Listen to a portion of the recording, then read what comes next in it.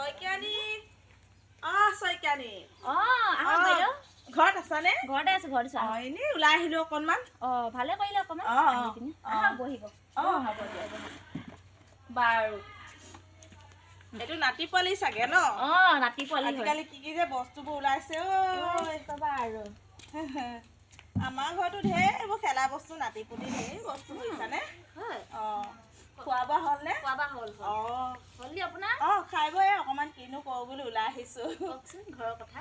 ঘৰৰ কথানো কিনো কবা কি কম আৰু ক'লে মানে শেষেই নহয় জানানে? ঘৰৰ কথা কিমান কবা আৰু ঘৰৰ কথা ক'বলৈ গ'লে আজিৰ দিনটোত শেষেই কৰিব নোৱাৰিম।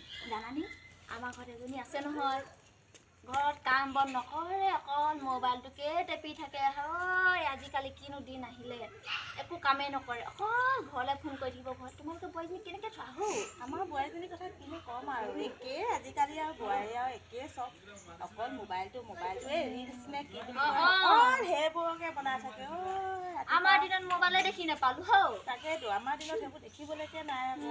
আজিকালি কিনো চাবা লিপষ্টিক লগাই এনেকুৱা কৰি থাকে আমাৰ বোৱাৰীজনীয়ে। মোৰ দেখিয়ে মানে অশান্তি লাগি যায় আৰু কিমানো চাবা আৰু গেটবিলাকে একো নকয় নেকি বাৰু? আমাৰ ল'ৰাবোৰ বুকুৰ পৰা কাঢ়ি যায় আকৌ সিহঁতি। সেইকাৰণে আকৌ আজি ল'ৰাৰ কথা শুনা হ'লে মাক বাপেকক ল'ৰাই মৰম কৰা হ'লে বোৱাৰী কেতিয়াও বেয়া নহয়। আমাৰ ল'ৰাবোৰ হাৰামি আকৌ আচলতে।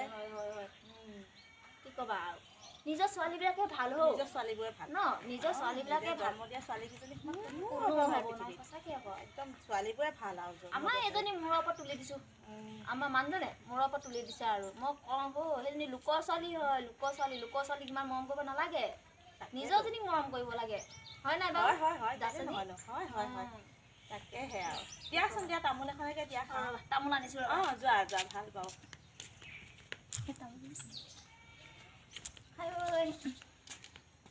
তামোল বিলাকো ইমান গেলা আহিছে নহয় তামোল বিলাক।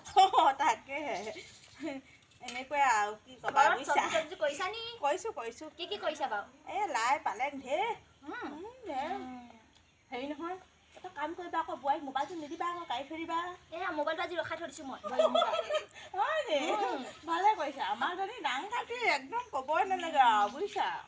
একদম মোবাইলটো পালে তাইক একো নালাগে, খাওন একো দৰকাৰ নাই আৰু কুৰ্তি পিন্ধা নহয় আজিকালি। কুৰ্তি নে কি এইবোৰ বৰ দীঘল আমি আগতে সেইবোৰ পিন্ধিয়ে নাছিলো। আমাৰ দিনত চুইজাৰ আছিলে নেকি সেনেকুৱা মেখেলা চাদৰ পিন্ধিয়ে গাভৰুৰ পৰা বোৱাৰী হলো আৰু এনেকে আৰু উৰণিখন নুগুচে।